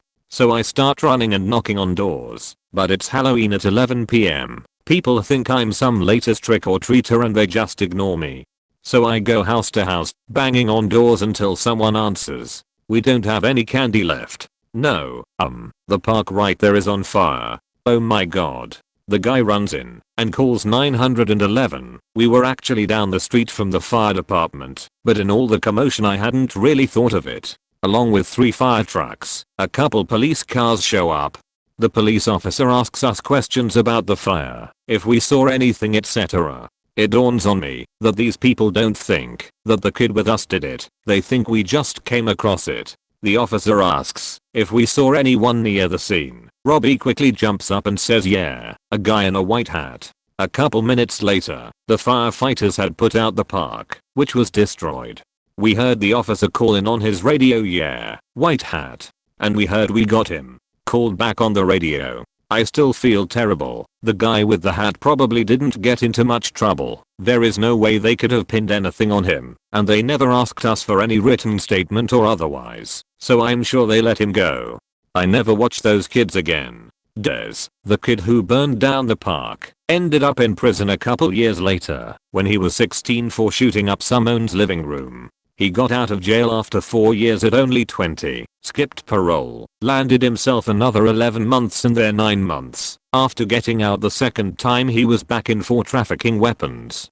Maybe if someone had corrected him when he was younger, he would have turned out differently. But he went from foster home to foster home, and all of our parents were drug addicts. He's still in prison, still think about him from time to time. Kinda late to the party, but hey, here goes nothing. So back in first grade, my best friend was having a pretty shitty day. I tried to cheer him up, but nothing was working. Recess rolled around, and he was still upset. He finally said that he didn't want to talk about it, and just wanted some alone time. Me being the good friend I was, I tell him that I completely understand, and he will get his alone time. So he opts to stay up in a tree in the little wooded area near the playground, and I cover for him when everyone got inside. He told me to cover with he ran away. Thinking that would probably get him in loads of trouble, I opted to tell the teacher that his dad came and picked him up. Now for some reason, she didn't even bother to check my story. A few hours pass, and his mother shows up to pick him up. That is when all hell broke loose. So his mom shows up. The front office notifies the teacher that Lee's mother is here to pick him up. The teacher informs the office that his father picked him up hours ago. The shit hits the fan. The lady in the office asks the teacher if she was sure he had been picked up, all the while you could hear Lee's mother shrieking at them. Next thing we know, the school is going into lockdown. Police are everywhere and there is a countrywide manhunt. I get pulled into the office to be questioned. Fearing that Lee would be in trouble for being out of bounds and missing class, I maintain the fact that Lee's dad picked him up. Yeah, very brilliant 6-year-old me though, that the police were there to arrest Lee for missing class or something like that. Apparently there had been some custody issues going on between Lee's parents, and he was not to be released to his dad under any circumstances. He was still in the tree near the playground. His dad had been at work the entire time, but seeing as there was no way to prove this, he got dragged to the police station and was held there while they questioned him about Lee's whereabouts. Lee came wandering back to the school around the time it let out. Needless to say, I caught hell from the school, the police, Lee's parents, but all that was nothing compared to when my parents found out. Alright. So it's not about me, it's about my brother, but it's still a good story. So when my brother was in elementary school, one of his assignments was to write a poem. My brother has a couple of different learning disabilities, so he was unable to come up with anything himself. His teacher, fully aware of his disabilities, allowed him to grab one of the class's poetry books and read some for inspiration. Unfortunately, my brother's interpretation of this was to copy a poem from a book word for word and turn it in. So he turned in his plagiarized poem and his teacher bursts into tears. She started saying, "I'm so proud of you," because in her eyes, one of her most challenged students created something so beautiful. My brother, now realizing that he was supposed to come up with a poem himself, stayed quiet because he did not want to disappoint his teacher. Whatever. Not a big deal. Until his teacher decided to enter his poem in a nationwide poetry contest for young kids, which he won. Now, my parents are so proud of him because he gets invited to accept a prize of $500 and present his poem at a poetry convention in Florida. We are from California. In addition, for winning the contest, his poem was published in a school district children's poetry book that is published every year for the community. My brother is mortified because this has obviously gone too far for him to reveal that he had stolen the poem. but he was able to decline the trip to Florida by stating that he was afraid to fly in an airplane. He wasn't, but this lie would keep our family from attending most family reunions for about half a decade, even though my whole extended family urged him every day to take the opportunity to show off his wonderful creation. Even though my brother didn't go present his poem, my mother used the prize money to buy a $500 plaque with his poem on it that was promptly hung in the hallway for everyone to see. It was the first thing you saw when you walked into our home, and my mother made sure she told the story to every single visitor that came through that door.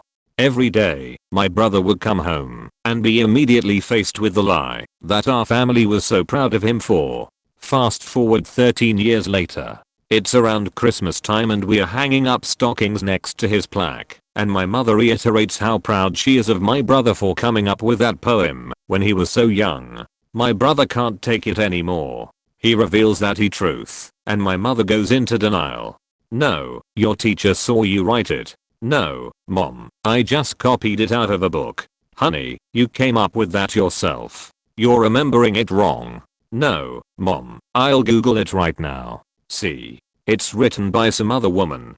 Sure enough, there it was. Word for word someone else's poem. I thought it was hilarious, but my mother was absolutely devastated. She took down the plaque, got rid of the book that had his poem published in it, and doesn't even acknowledge the fact that this whole thing ever happened. Biggest lie I've ever seen. Hope I'm not too late with this. Anyways, when I was in 4th grade I was having a bad day. I came home, and my father had asked what was wrong, so I pulled from Myers a bogus story about how some 5th grader stole my sandwich during lunch. Well, just like the rest of the stories in this thread, it didn't stop there. My parents went to the school and told them what I said, which led to an arranged meeting between the principal, the teacher, me, the kid I accused, and both of our parents to find out the truth. At this point I was too scared to admit my lie, so I completely stuck with my story as this kid was desperately denying everything.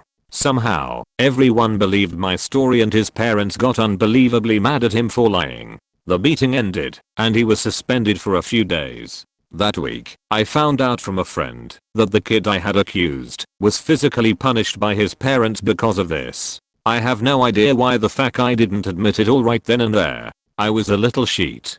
About a month after the incident, I was up late at night crying because the guilt was finally overwhelming. My mother comes in to see what's wrong, and that's when I finally spilled the beans. Oh god, my parents were pissed. They felt like idiots for fighting my case so hard. They contacted the school again, and another meeting was scheduled.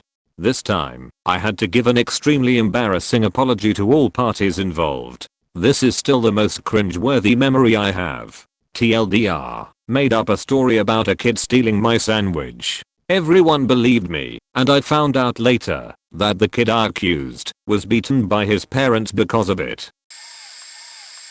I know it's a bit late now to post here, but here I go. When I was at university, my father gave me around $1K to save for a new computer. I was studying graphic design at that moment, so I pretty much saved it for like a year till the PS4 came out. I took half of that money to buy it. I didn't think it would matter because I could just get a job later and get it back. A few months later, after I finished my career, I was in a very shitty job, what you usually expect as new graduate. To give a little background before I continue. My parents were split since I was 10, and I've been with my mother all this time, so I was a little skeptic with my father. He used to make a lot of promises, but never fulfilled them, so I got used to him not being trustworthy. Well, around those months with a shitty job, my mother gave me the hint that my father wanted me to borrow him that money to see a doctor, diabetes. Since he was having shitty season with his work, well, in my stupid immaturity I didn't believe it and got angry, so I prepared to tell him that I had spent all the money on VGs, which wasn't true at all since I still had half of the money. Few days later he comes to our house and asks me for the money, and I continued with the plan. He gets angry and leave while I ignored it. Probably a month later we didn't know anything about him, so we went looking for him just to find him lying in his bed without being able to move. He had a diabetes shock. We spent the next 3 months at the hospital while he was recovering, just to find out he had stage 4 stomach cancer, and spent the next 8 months taking care of him until he passed away. Till today that stupid lie still haunts me, because even if we had not been able to stop the cancer, at least he could have come to have a less painful end. It also has made me be a better person with my family and friends, and don't care so much about the money. Sorry for my broken English. Years ago when MMORPGs were new, me and 2 of my friends, Eric and Ben, made female characters and pretended to be girls. And at the time before voice chat was commonplace, being a girl had so many perks. It was like being a girl at a bar. People want to hang out with you, buy you things, and take you on adventures. We weren't trying to get people to send us money or anything, we were just kids in a game and wanted to hang out with all the high level players. We had been only doing this a few days, and one night we got together to play, and my friend Eric said that he and Ben needed to catch me up on our story, cause they had been playing for a few hours before I arrived. So according to them, we were all half white and half Chinese models, and we were all sisters. I was like, what the fuck, no one is going to believe that, but they all did.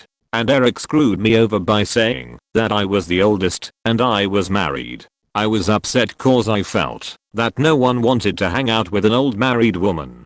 We were on summer break, and a few months of playing had passed. Every time I logged in I would have to answer questions about my kids that didn't exist. Eventually I got tired of it, and I told people that me and my fake husband got divorced, and he got my fake kids. This made me feel bad, because what kind of mother loses her kids in a divorce?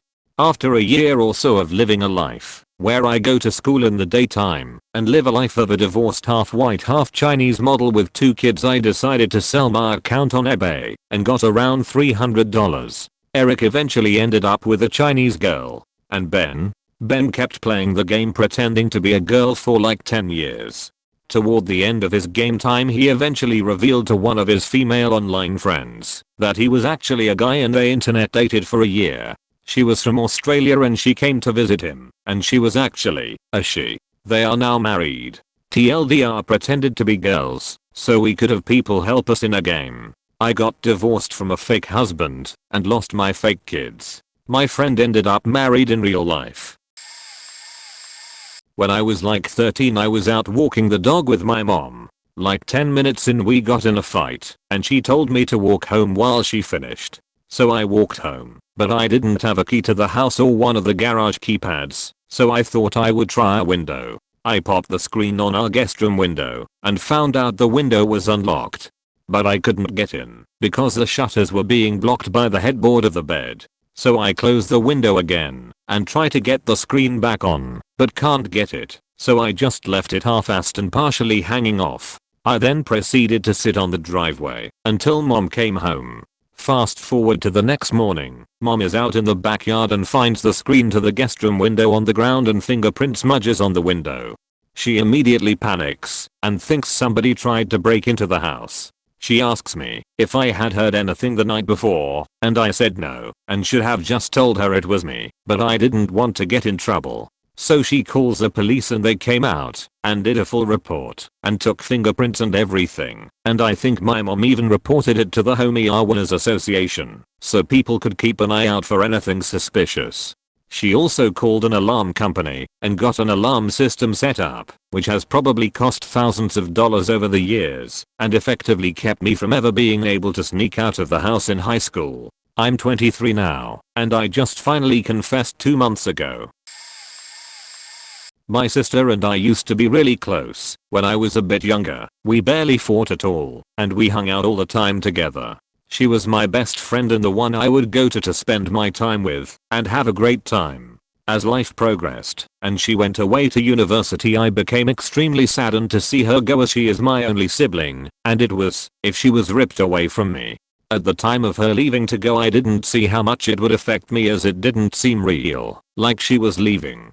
It only hit me that she was gone a couple weeks after she left, when I realized that I would have to change the way I live to adapt to her not being in my life anymore. I took the change to the extreme and almost stopped talking to her, almost never texting her, and most of the time only saying hi to her when she would come home from university.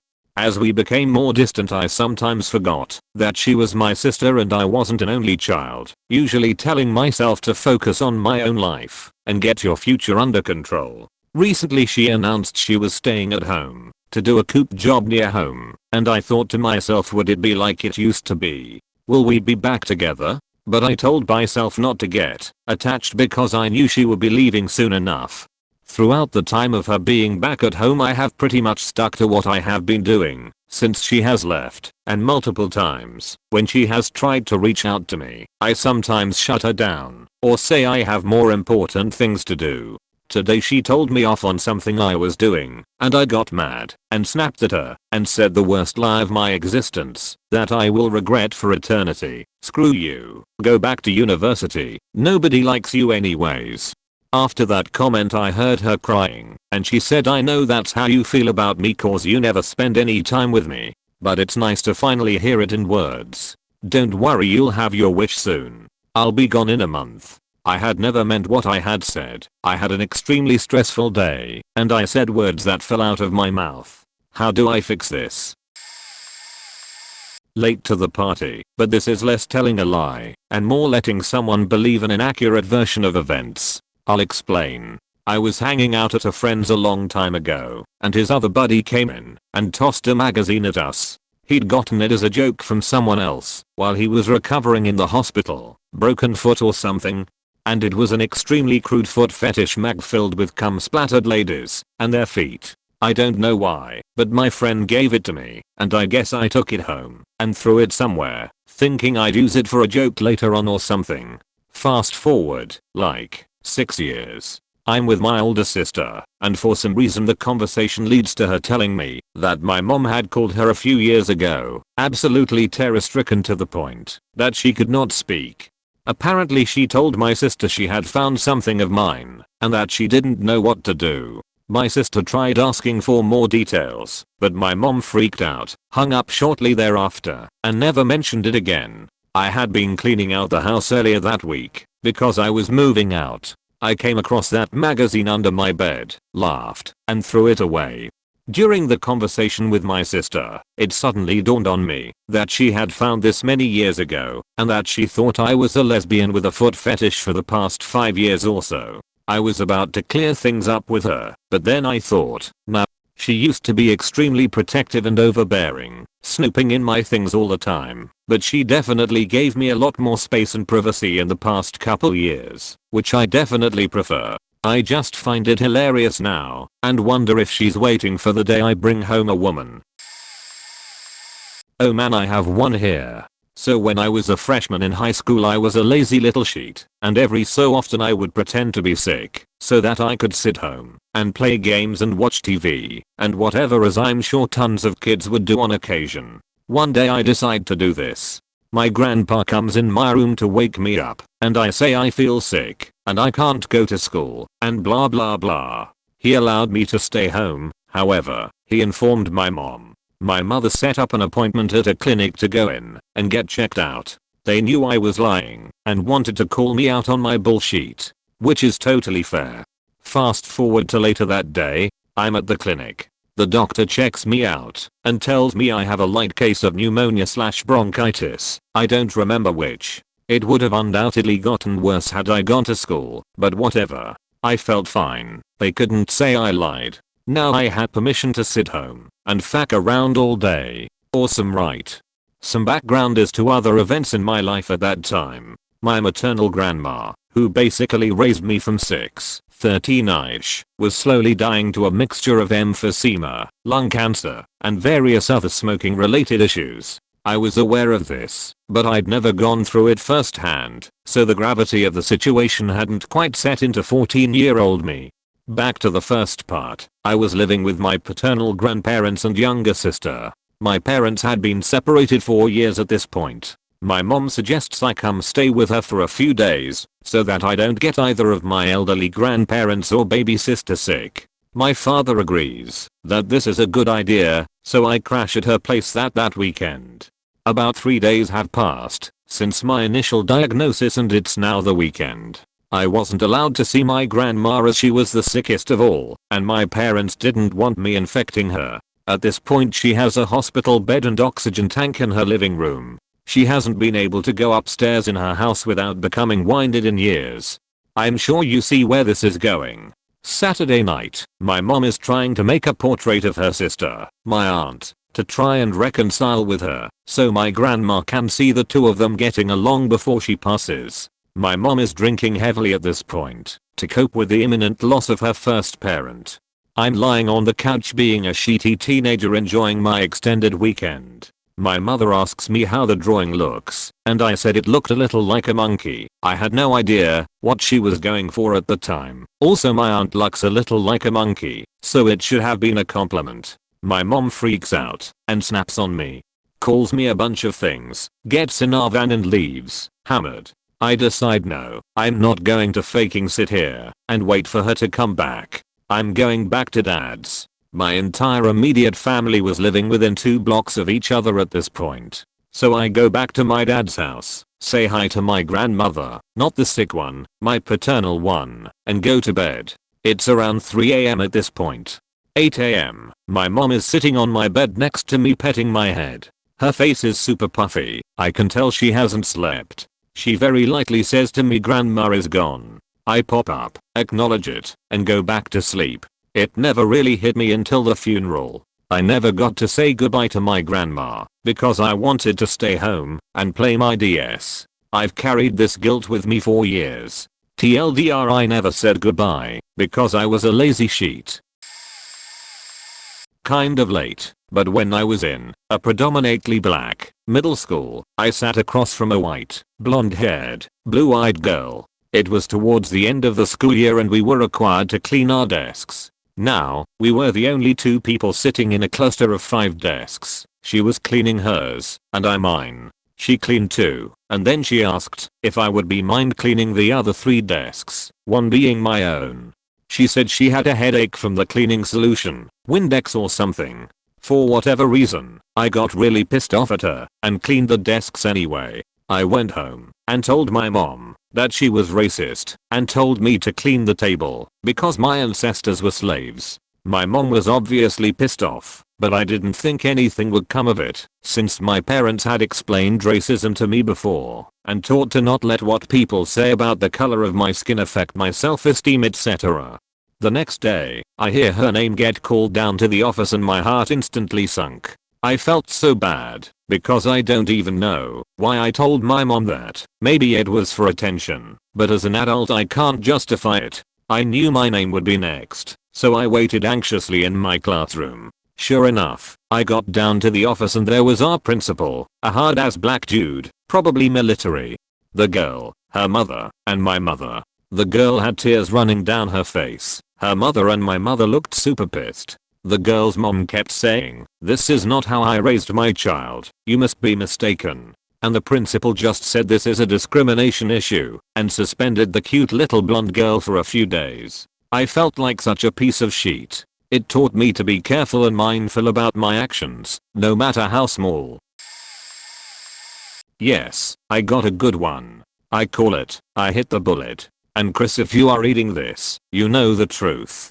So I think I was in elementary, and I had a couple of friends that I did everything with. We built forts, went hiking, lit off fireworks, and attempted, unsuccessfully, to destroy ant colonies, ants are crazy resilient. One day we were goofing off in my parents' garage, messing around and looking through junk. My dad had a .22 pistol somewhere, but had stored some ammo in the garage. One of my friends tells us he's going to hit it with a hammer. My friend and I both tell him not to, but he just says, "I'm gonna do it." He raises the hammer and we hide.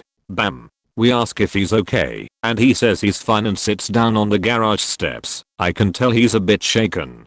I look down, and I see blood, and notice that it's dripping off his arm. There's a small cut in his wrist. He tells me to take the blame, saying that his parents would literally kill him, and runs home. Well, I tell the lie for a while and start getting a ton of beef about it. One day my mom puts my siblings in the car to go to the store, but says that I can't come because I hit the bullet.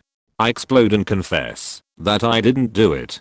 Turns out that my parents were getting flack from my friend's parents about the whole thing. Turned out that the rim of the bullet, flat part on the butt end, had shot backward, entered his wrist, and went all the way up to his elbow. They had to do surgery all the way up his arm. And his parents didn't murder him. Never hit a bullet with a hammer. When I was around 12 years old, I had some friends over, and we were playing a video game in my room. My brother was there with a few of his friends too, so it was a bit crowded, and it took a while to get a turn in. We had been playing for about an hour when my mom yelled that someone was at the door for me. As I was leaving the room to see who it was, my brother or someone in the room, I don't remember who, said to not let anyone else in, especially that new kid. There was a new boy who had moved into the neighborhood a few months before. They moved into an empty lot at the end of the block and lived in a rundown trailer. He seemed nice, but his parents were poor and kids can be mean, so he wasn't the most popular kid around. When I opened the door, he looked at me excited. He must have known we were all there, playing games or doing something fun, but I let him down, saying I was busy or something, and I could tell it crushed him. I felt bad going back to my room, but I won't lie, I soon forgot about it and went back to having fun. About 30 minutes later we got bored and decided to go the front yard and play football. We were met by flashing lights at the end of the block. We made our way over and saw police cars and a bike, pretty beat up, on the side of the road. Hit and run. They said he died instantly. All the police information they released was that it was a white vehicle, but there was never an arrest. To this day, I still feel guilty about that lie. In high school, my usual group of friends would always hang out with each other nearly every day. We'd play basketball after school at one friend's house and always meet up on Friday and Saturday nights to hang out doing whatever. This one week, one friend of mine, we'll call him Chris because that's his name, hadn't been around for a couple of days. Nothing serious, he was just busy or something. So, I think it was Saturday, a few of my friends notice that it had been a while since they'd seen Chris. They ask me, since I was closest with him, hey, where's Chris been? I'm about to say the truth of I'm not quite sure, but I spoke to him today. He's just busy. Before I can say that, another friend spits out a very serious yo, you haven't heard? Chris is in the hospital. I look at that friend like, what the fuck are you talking about? I just spoke to him. I notice that he's giving me a look of just go with it, so I respond to the larger group who is now looking at me for verification and say, yeah, it's pretty bad. He got hit by a bus. I saw him earlier today. They're all shell shocked, and my friend and me exchange a sly laugh at the whole thing. Monday comes and Chris actually did miss a day of school. He wasn't hurt, just had a cold and skipped school for a day, but this day cemented what had happened into my friends' heads, but they never said anything to me. The next day, Chris is back in school, but nobody from the group had seen him in the morning. By this time, everyone in our grade is spreading around the news that Chris got hit by a bus. In one class, they go to Chris, not everyone knew each other by name, and ask him, hey, did you hear about the kid Chris who got hit by the bus? He's confused and meets everyone from our group during lunch and they're all equally as confused. They're telling him, dude, you were hit by a bus. That's what Tony told us. I had completely forgotten by this point that this was even a thing until I see Chris in the hallway, and as friends I ask, hey, what's up? His response, well, apparently I've been in the hospital. Moral of the story, get into the habit of investing in your 401k early so that it can have time to grow healthily through retirement. The story had no moral. When I was about 7, my friends and I used to play a weird game of tag at school that somehow involved tackling other kids. One day I kinda pushed another kid a bit too hard. While he lay there on the floor crying, his older brother saw from afar what had just transpired. He rushed over and started berating me and pretty much making me feel like shit for what I had just done.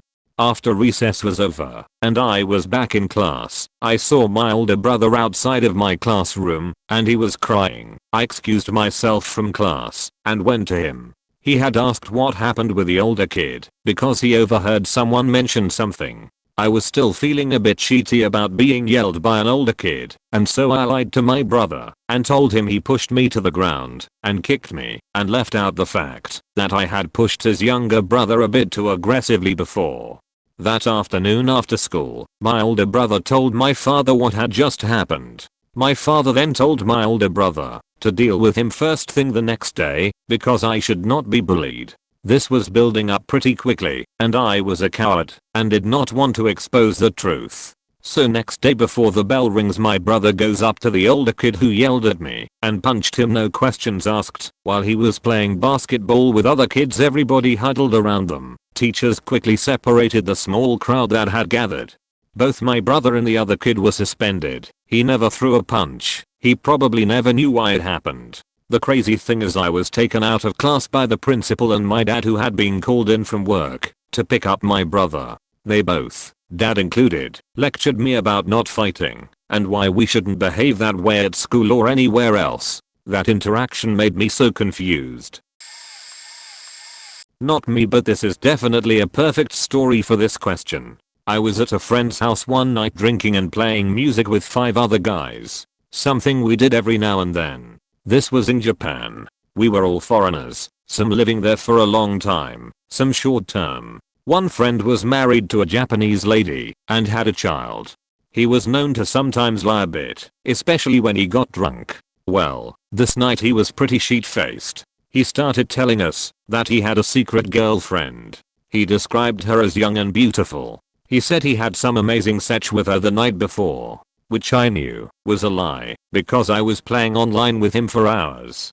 I guess he forgot that in his drunkenness. It was obvious he was lying. As friends we knew when he lied like this. He even used 2 different names for the girl while talking about her. Another friend who was there worked with him. Between work, family, and friends, there was no way he would have time for this mystery girl.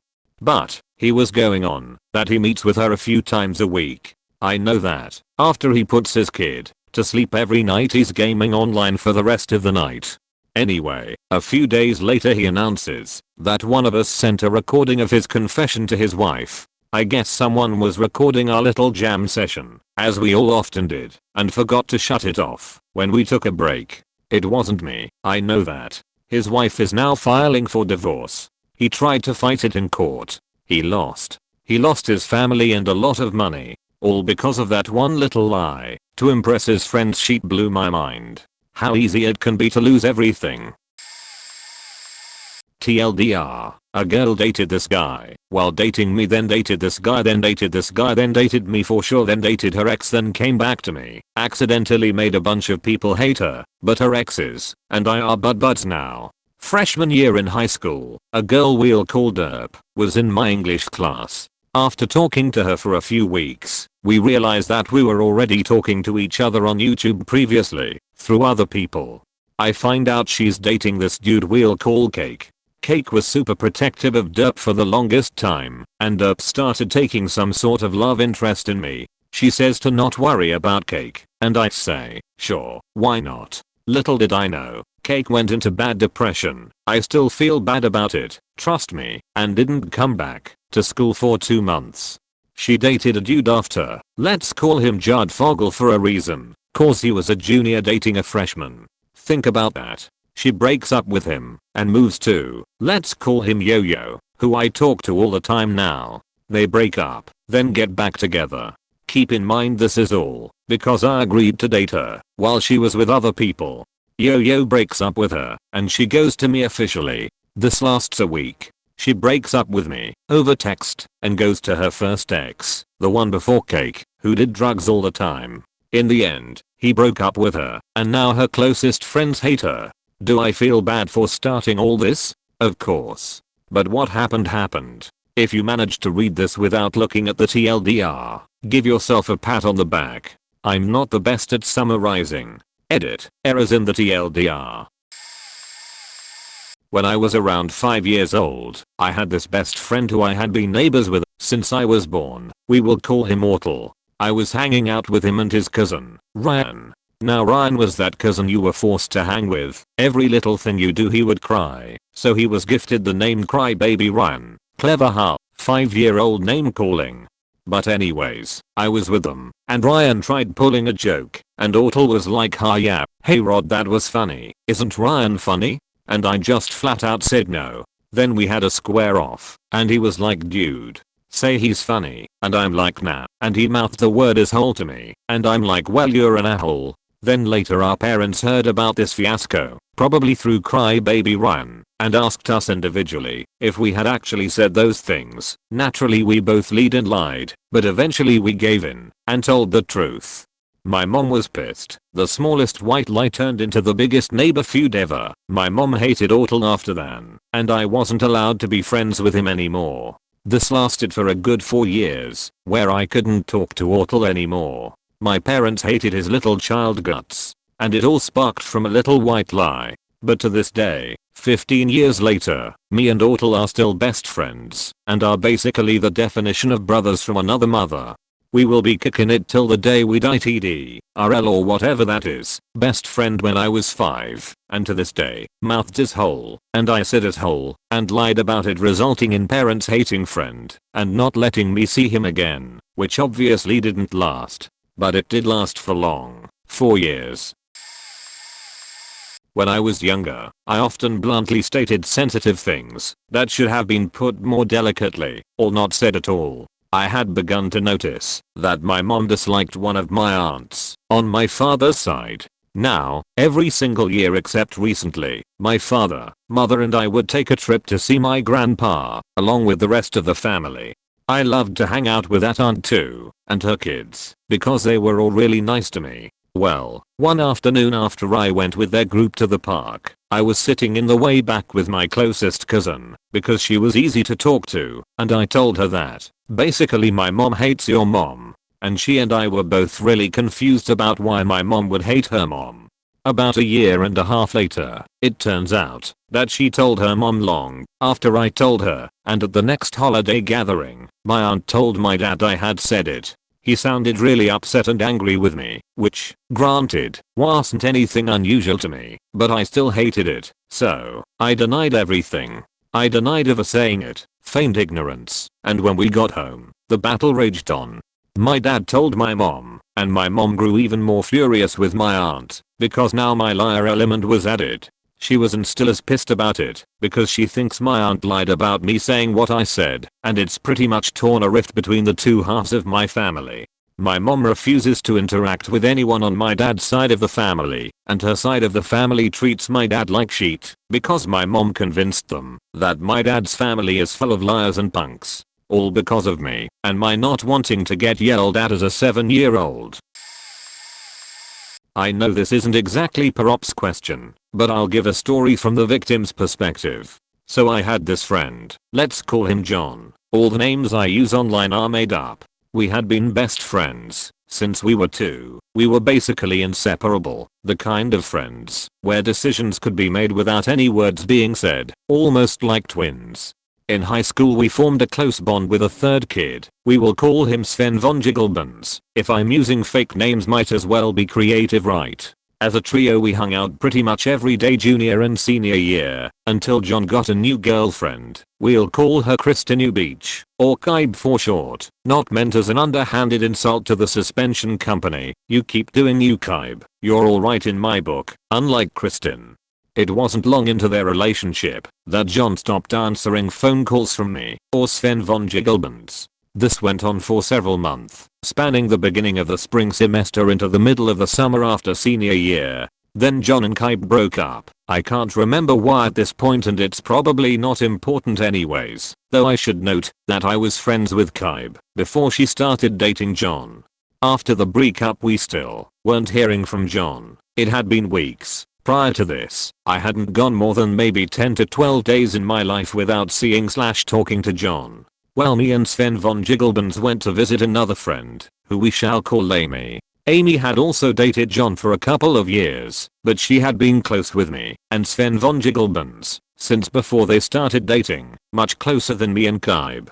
Strangely, Kybe was at her house when we got there. It was a little strange that 2 of John's exes would be hanging out, but I knew them both, so I didn't think too much about it until Kybe pushed me in the pool wearing a flak jacket with my phone in my pocket. Flak jackets get really fucking heavy when wet, by the way. Then I was a little peeved, but she promised to replace it.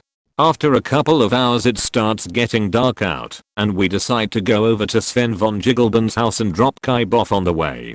To get to Sven von Gigglebon's house from Amy's house you drive right by John's house. About 2 minutes before we pass it, Kaib proclaims that John just called her, but she couldn't reach him when she called back. Now it is important to note that both me and Sven von Gigglebons hadn't seen John in weeks, and we were curious to see what he was up to, so we figure we will just stop by and ask. Worst decision since I went back in time and told Hitler that he sucked at art and should do something else with his life. But I digest. So we knock on his door at 9 PM. His mother comes to the door and sees the girls and starts yelling at us. I still am a little salty about her reaction. John came up behind her and did nothing to interrupt her tirade, then he yelled at us for a bit and we left. It wasn't until 2 days later that we found out Kaib had lied. John never called her and she was trying to get us to stop at his house. The problem is the situation was made worse by John's mother calling my mother to chew her out about it. We were 18 at the time, by the way. They had been close friends too, but the immaturity broke the friendship. The situation turned into a huge falling out between our families, and me and John didn't talk to each other for more than 2 years after. Thankfully this story does have a happy ending as me and John buried the hatchet and are back to being best friends and talking to each other, hanging out all the time. Kristen New Beach is on both of our permanent sheet lists though. Breaking up best friends for 2 years for no reason is inexcusable, and to this day deciding to stop at his house is the biggest regret of my life. And I once watched the Star Wars Christmas special. TLDR. Phone didn't ring, but she said it did. Best friend flipped out on me. Enormous falling out. Much regret. When I was 16 my friends and I got caught shoplifting at a Shell gas station. It was a bottle of Vault soda and a few candy bars. I put them in my backpack. The cashier held us there while the manager came out to talk to us. One friend really had nothing to do with it, so we told the manager to just let him leave, and he had no idea we were gonna do that. The manager decided to not call the police, but call my dad instead. He asked for my dad's number, so I gave him my cell phone number instead and put my phone on silent. He left a message explaining to my dad that they decided not to call police, but they're banning us from the store and let us go. We got to friend 3's house and told him what happened, and having the deep voice that I have, I decided to call back pretending to be my dad. Worked like a charm and got off scot-free. A week later, me and a different friend decided to walk into a CVS and steal energy drinks. It was like 85 degrees and I was in a trench coat. Red flag already. We stole the stuff and we're walking out when these two hulks from loss prevention came out and called to us. My friend who was 19 decided to run and got tackled to the ground. We were brought in the back and spoken to by the manager. I did the whole shtick from Shell, but when they couldn't get in touch with my dad, they decided to call the cops. A cop came and frisked us and asked me my name. I gave him a fake name and kept with the fake dad's number thing. It was now getting late in the day and I didn't know how to get home just in case they let me go. They took my prints, took my picture, and kept me in a cell. I called my uncle from the cell and told him I got arrested and to come get me. My uncle was furious, and when he got there he asked for me, but used my real name, which confused the police and confused my uncle. My uncle left and went to the station the next town over, but I didn't know that. The cop came in and asked me what my real name was, so I told him, and he got faking pissed at me and my friend for lying to him. My parents were called and came down to the station. My dad was mad as a hornet and my mom was crying. She knew that I was hanging around with druggies and thieves, but couldn't prove it. The cop took me aside and explained to me that I'm not getting any younger and to lie to an officer was an offense, but he was willing to overlook it since he saw that I had a good family. He told me to stay out of trouble and stop hanging people like my friend. It ended up with me getting charged with shoplifting and having to go to court and pay like $60. My friend was charged with shoplifting, obstruction of justice, and possession of marijuana and unprescribed pills, and ended up paying like $500 or something. All because of my stupid lie and addiction to stealing. Edit. Some say my uncle is still searching every police station in America for me. This didn't happen to me, but a close friend of mine back in maybe grade 9 I think. We were a group of 3 really close friends who just left to go to high school. Me and, let's call him Kyle, went to one school while, let's call him Jeff, went to a different school. But we were all really close friends and good kids. Kyle also happened to be this child prodigy with music, been playing guitar since he was 5 and some sort of local god on guitar. I don't really know, but he was good. One day we were horsing around in Jeff's backyard when he gets all pissy pants about it because me and Jeff are well built and he is scrawny, so of course he is getting nowhere. Eventually he storms off and starts to walk home, which was 30-minute drive away. We thought he was going to the restroom or something and didn't think much of it till he didn't come back for like 15 minutes. We go back up to Jeff's house and find he's gone, and his dad tells us he left out the front door. So we start following him, but there is no way of catching up to him. None of us had cell phones at the time, and eventually, after like an hour of walking, we see his parents' car drive by us, and we can see him in the back seat. So we turn around. Kyle tells Jeff's mom that apparently we were pinning him to the ground while he was begging for his inhaler. Wasn't true. Now Kyle's mom is extremely overprotective and eats it up, and she forbids him from even hanging out with us again. Now here's where things go wrong. Me and Jeff were good kids, but Kyle, with no friends, starts hanging out with stoner kids. This escalates and he gets in to light drugs like pot. But somewhere in grade 11 or 12 he starts getting into harder drugs. Recently, like 6 months ago, I learned he overdosed on mostly cocaine. He mixed other drugs in there too, but he was snorting cocaine at the moment he passed out, and at the after prom of our high school, and he went into a coma for a while, before going brain dead. As far as I know, unless his parents have pulled the plug on him, he is still hooked up on life support. Me and Jeff are still really good friends, but I always look back to that moment. If he didn't tell that white lie as to why he was walking home to his mom, he would have stayed friends with us, never went down that path, and would be still living today. I wonder if his mom ever realizes what was set in motion by her overreaction. Back in 1997, my best friend and I liked to go to the library and use their computers to go to online chat rooms. It was all very novel and exciting, trying to talk to boys and often getting sent hilariously awful messages by pedophiles. Fun times. We were careful to never give our real info, plus we were conversing as one person, even though it was both of us, so we'd create a person to be. This wasn't a big deal, since we'd just have short conversations with people we'd never see again. Until one day we started talking to an actual teenage boy. Very exciting. He and I hit it off, and I took over the chatting. We really had a great time chatting together, and he asked for my phone number, so we could talk. Unfortunately, early in the chat conversation my friend and I had used a persona with a different name and age. I couldn't figure out how to explain that without sounding totally sketchy, so I just didn't tell him. He and I ended up talking on the phone for hours a day for months. 14-year-old me was madly in love with him. He wanted to come visit, and I would have loved that, but I couldn't let him, because I had lied about my name and age. It was a mess. The guilt was killing me. Finally, he had to break up with me, because both he and I had spent hundreds of dollars of our parents' money to call each other all the time. It was heartbreaking, because I was going to miss him, but also relieving at the same time, because I wouldn't have to lie anymore. I've always wondered if he was onto me towards the end, because one day I slipped up and related a conversation I'd had that day and had called myself by my real name. I then had to make up this whole convoluted story about how that was my middle name and I used to go by it, so some people called me that, but I went by my first name, the fake name. Now, awful. He was a really nice guy too. I still feel pretty bad about it.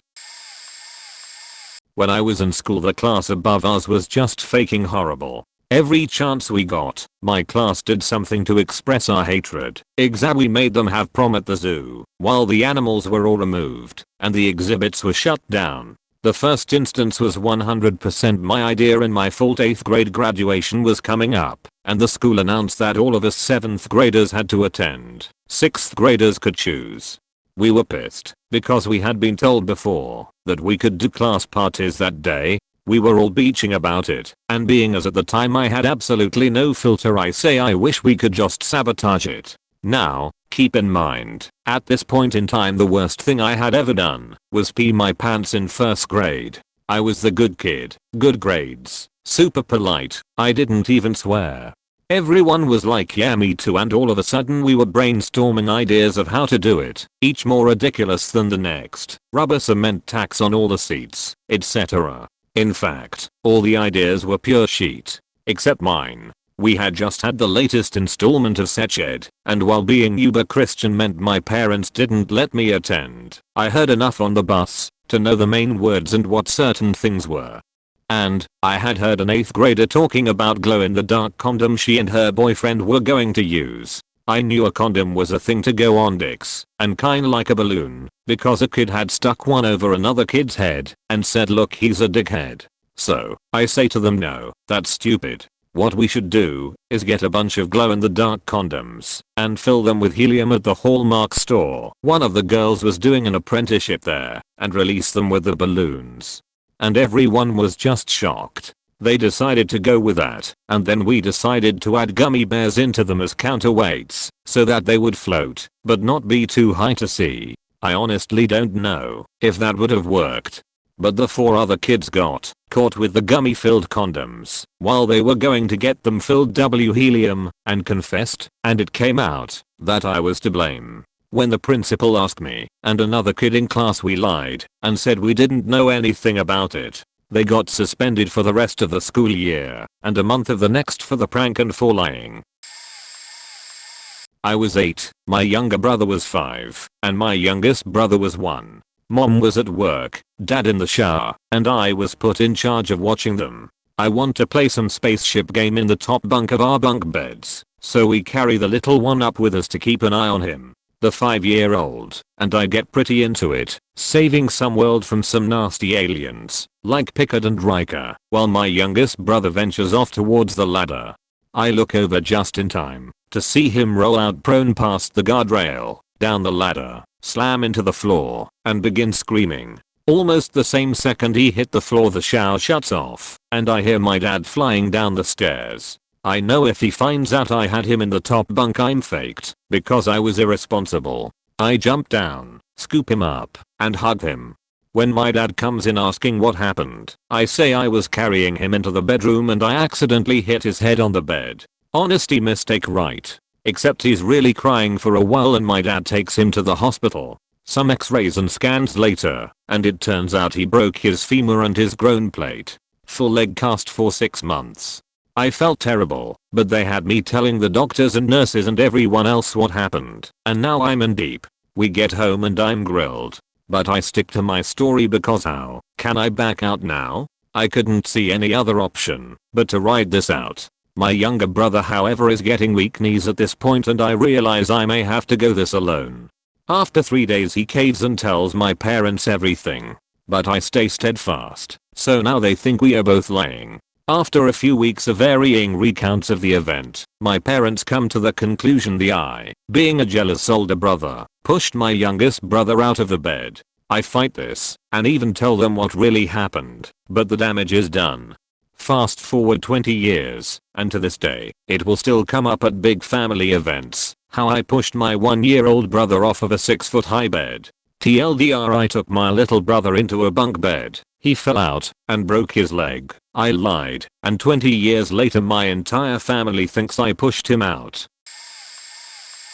When the cops asked, maybe should have told that maybe someone was wanted for possible murder back home. With the likes of his privileged background back then, he would have faced the firing squad if he really did murder for his family clan. It is either small a lie of don't know nothing, small possible lie of maybe some VIP dude might be a murderer back home, or a lie of some VIP dude is a murderer back home.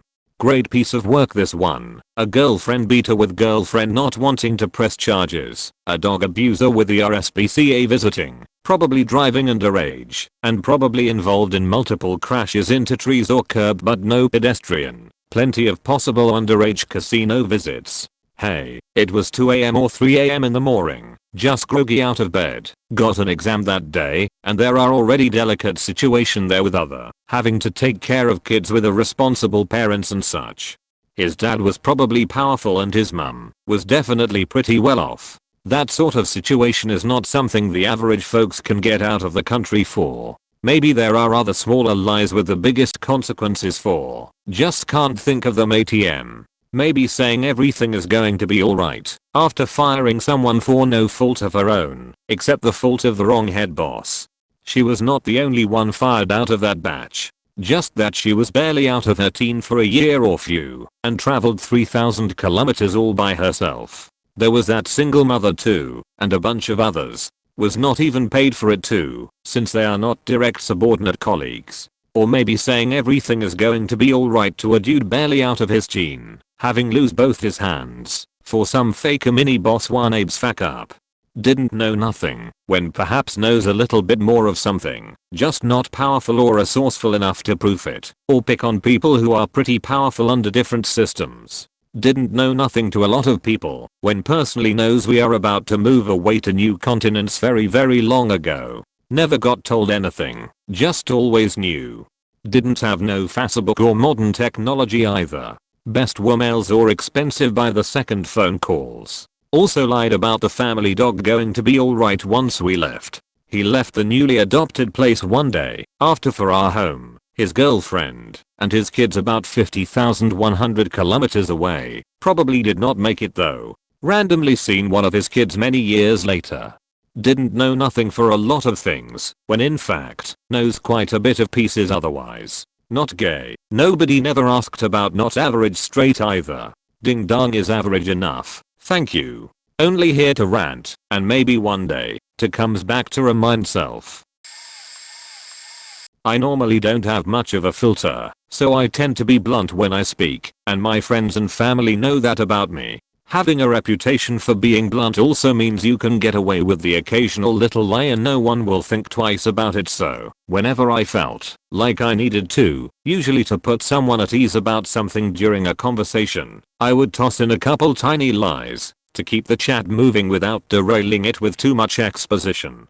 The basic idea was, if I lied about knowing something, usually I could figure it out as the conversation progressed, letting the person I'm talking to get the thought out of their head without making it unnecessarily difficult. It also meant people invited me to things and offered me things that they probably wouldn't have otherwise, since I passed the in the know test.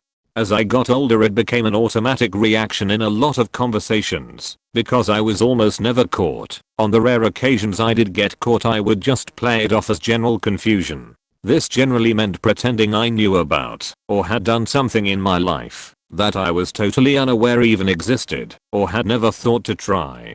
In this way I learned to enjoy marijuana, hockey, the Total War series of games, started the Game of Thrones novels. I actually regret this one, and who knows how many other things. A few years ago I start dating a woman who I very quickly get very serious about. I make it my goal to charm all her friends, get to know them better, and make sure they are all as comfortable around me as possible, because I have a feeling this thing will last a while and I'll have to do it eventually.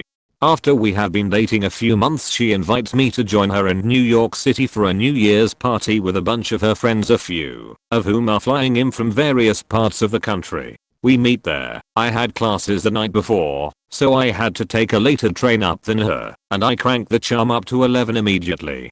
Then we start drinking, and drunk me comes out and is ready to party. I'm doing the active listening thing left and right, trying to talk to everyone, making sure I make an impression, and having a great time. I barely remember the evening. By the end of the night my rum and cokes may only have had the bottle of soda waved over them.